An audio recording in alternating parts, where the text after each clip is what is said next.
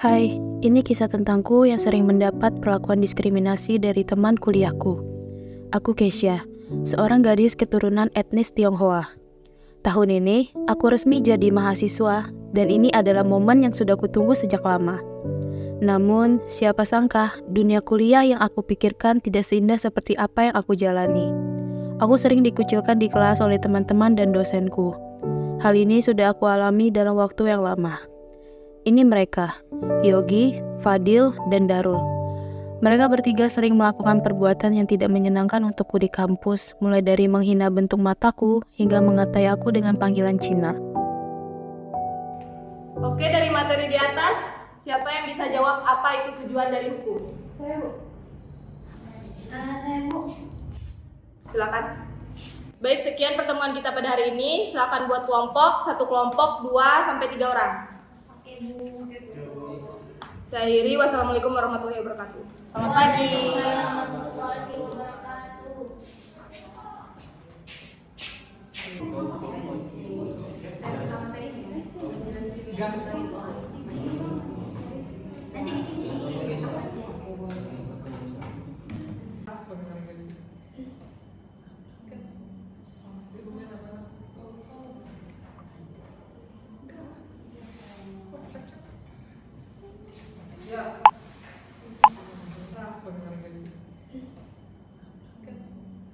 Ini si Kesha ngechat, katanya mau masuk kelompok kita. Gimana dong? Boleh sih, tapi gimana kalau kita suruh dia bayar untuk masuk kelompok kita? Suruh bayar aja. Iya. Oke deh. Boleh kan?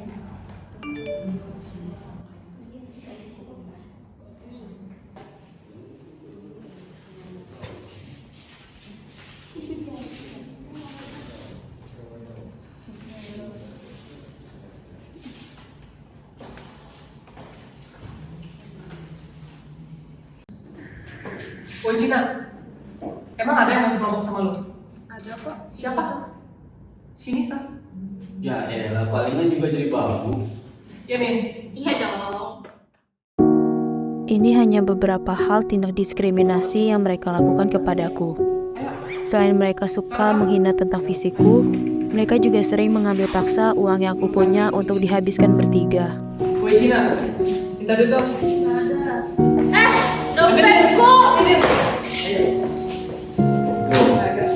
Dah Cina. Ini Nisa dan Wina. Saat aku coba mendekati mereka untuk bergaul atau sekedar mengajaknya mengobrol, mereka akan menjauh dan tidak mau duduk bersamaku. Dunia kuliahku selalu dipenuhi stereotip dan prasangka terhadap etnis Tionghoa. Aku sering sekali mendapat pandangan-pandangan curiga dari sebagian teman sekelasku. Ketika sedang berdiskusi kelompok, terkadang aku merasa bahwa ide-ideku diabaikan atau diremehkan karena hanya latar belakangku yang berbeda dari mereka. Ines, kok lu mau duduk sama si Cina? Ih, mana ada, ini mah karena tugas kelompok aja. Ya kalau bukan karena tugas kelompok, dia enggak kali gitu sama si Cina. Ih, bebel banget. Aku rasa tidak ada hari tanpa mereka menggangguku. Sejujurnya aku muak dengan semua ini. Tapi aku bisa apa? Marah. Itu tidak akan membuat mereka berhenti melakukan itu semua kepadaku.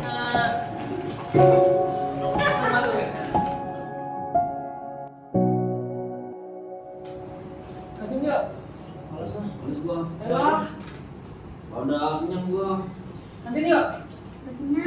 Tadi Aku udah buat sendiri kok. Ya udah, saya aja Dia enggak apa-apa. Ya udah. Banget cepet ya. Mau di sini. Woi Cina, bagi dulu dong. Gue mau kantin. Cepetan. Lama banget.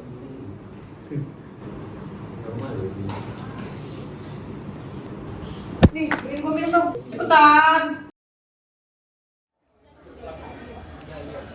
Aku tahu ini bukan jalan yang tepat. Tapi aku tidak bisa lagi kalau harus terus-terusan begini. Semoga setelah ini aku bisa hidup dengan lebih tenang nantinya.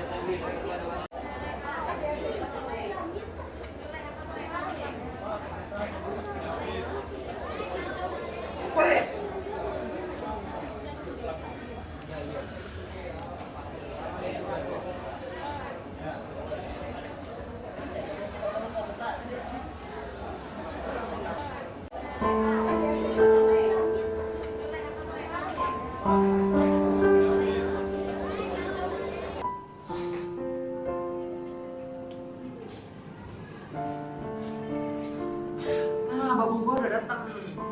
Siap.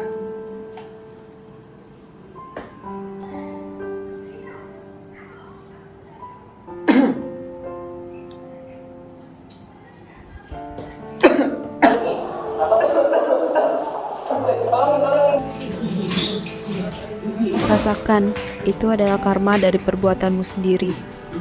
Selamat menikmati karmamu, maaf, dan selamat tinggal. Ngapain Dim? Ini untuk film nih. Film apaan? Ini film tentang diskriminasi ras gitu. By the way, ini kisah nyata loh. Masa sih masih ada beginian di Indonesia? Ih, masih banyak banget tahu. Kamu tahu gak sih kalau diskriminasi itu termasuk pelanggaran HAM? Wah, parah banget ya. Padahal kan semua yang negara kita Bhinneka Tunggal Ika. Emang apa sih contoh tentang kasus diskriminasi? Nih aku ceritain ya. Mending lu ambil kursi dulu. Kamu tahu gak sih? Waktu itu ada kasus kerusuhan. Bulan Mei tahun 1998 itu banyak banget yang mengorbankan jiwa.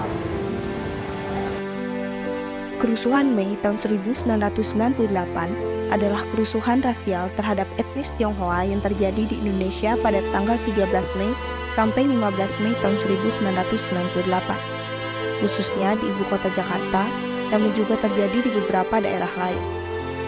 Kerusuhan ini diawali oleh krisis finansial Asia dan dipicu oleh tragedi Trisakti, di mana 4 mahasiswa Universitas Trisakti ditembak dan terbunuh dalam demonstrasi 12 Mei 98. Hal ini pun mengakibatkan penurunan jabatan Presiden Soeharto serta pelantikan B.J. Habibie.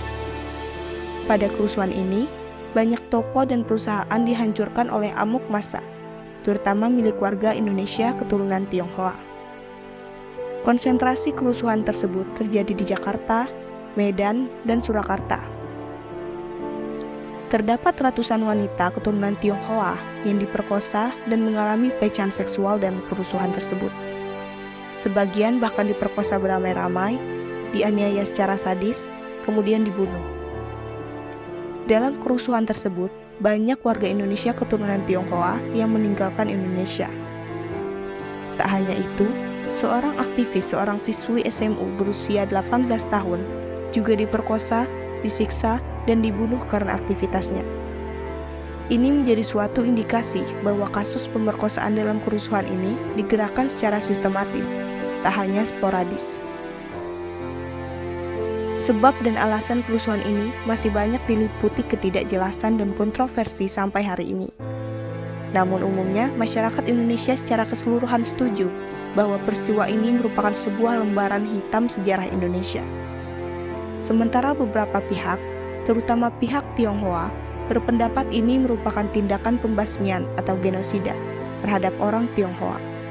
Walaupun masih menjadi kontroversi, apakah kejadian ini merupakan sebuah peristiwa yang disusun secara sistematis oleh pemerintah atau perkembangan provokasi di kalangan tertentu hingga menyebar ke masyarakat? Kalau gitu, kita sebagai mahasiswa, gimana nih cara nanggapin kasus diskriminasi kayak gini? Kalau menurut gue sih ya, kita sebagai mahasiswa harus meningkatkan kesadaran tentang masalah diskriminasi ini. Terutama pada diskriminasi ras ini sih. Nah, kita juga harus ikut berpartisipasi dalam edukasi untuk memerangi stereotip, aktif terlibat dalam dialog terbuka, mendukung keragaman, dan mendorong kebijakan inklusif. Nah, contoh paling kecilnya aja sih kita harus saling menghargai aja. Semoga untuk kedepannya nggak ada lagi deh kasus-kasus diskriminasi kayak gini. Amin.